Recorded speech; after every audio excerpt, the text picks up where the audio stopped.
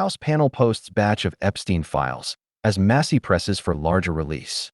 As the House returns from a month-long recess, Representative Thomas Massie is applying renewed pressure on the government to release records related to the disgraced financier and sex offender Jeffrey Epstein.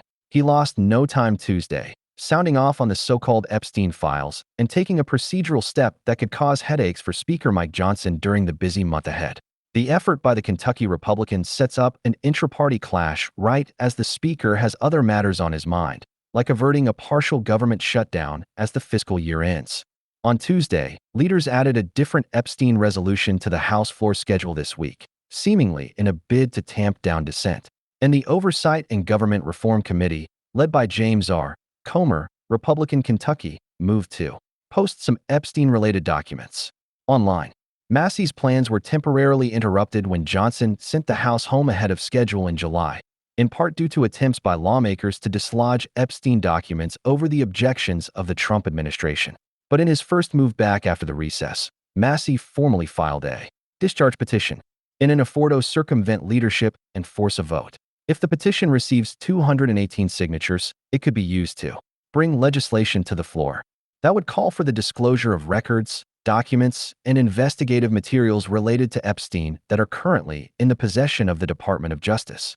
I pray Johnson will listen to the pleas of these victims for justice and quit trying to block a vote on our legislation to release the Epstein files. Massie posted to X. On Tuesday, interest in the issue had seemed to wane in August as President Donald Trump, a former friend of Epstein's, launched a federal takeover of Washington's local police, met with Russian President Vladimir Putin, and launched attacks on the Federal Reserve. But Massie is part of a bipartisan group of lawmakers vowing not to let the issue fade. He filed the discharge petition a day before he and Representative Khanna, Democrat California, planned to hold a much-anticipated press conference outside the Capitol with Epstein survivors. Khanna told NPR on Tuesday that he is very confident all House Democrats would support Massie's discharge petition, though Republican support is likely to be limited. At least 6 Republicans would have to join every Democrat to hit the 218 threshold and force a vote. Khanna is also a member of the House Oversight and Government Reform Committee, which has subpoenaed the Justice Department and others formerly associated with the Epstein case.